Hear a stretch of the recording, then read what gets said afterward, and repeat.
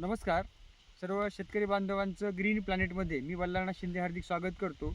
आज तालुका औसा जिल्हा लातूर या ठिकाणी ज्ञानेश्वर जगताप सरांच्या ऊसाच्या प्लॉटमध्ये आहेत. ज्ञानेश्वर भैयाची आणि आमची भेट किसान कृषी प्रदर्शन मोशी पुणे या ठिकाणी झाली आणि सरांनी नंतर ऊसासाठी ग्रीन प्लॅनेटचे प्रोडक्ट वापरण्यात आलेले आहेत. ते कसे वापरलेत, काय वापरले ते आपण आज ज्ञानेश्वर भैयांची मुलाखत घेणार आहेत. वापरून महिना झालेला आहे. आपण ऊसाची आधी खोडवा आहे आणि दुसरा खोडवा आहे नाही, तिसरा खोडवा आहे.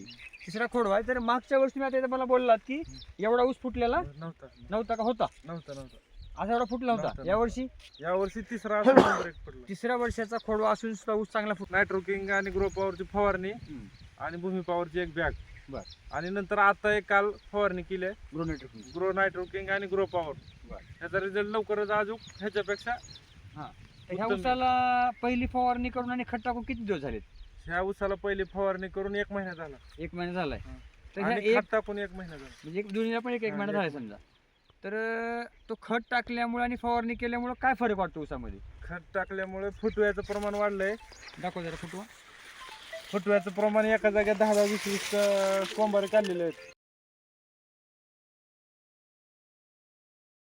दाखव जरा प्लॉट पूर्ण असं.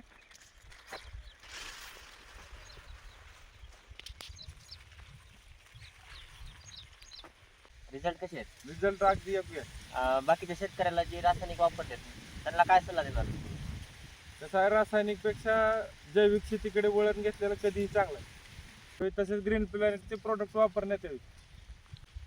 तर आपला रिझल्ट बघून आपल्या गावकऱ्यांनी किती जणांनी दुसऱ्याने आणखी वापरायला सुरुवात केली? सध्या माझं बघून सध्या 10 शेतकऱ्यांनी वापरात प्रोडक्ट घेऊन सध्या त्यांनी चालू केले. बरं, ते शेतकरी समाधानी आहेत? हा, समाधानी आहे. चालतं सर. आपण या मिशनमध्ये सहभागी झालात त्याबद्दल मी ग्रीन प्लॅनेट फॅमिलीतर्फे तुमचं मनपूर्वक धन्यवाद करतो सर. चालतंय. Thank you sir.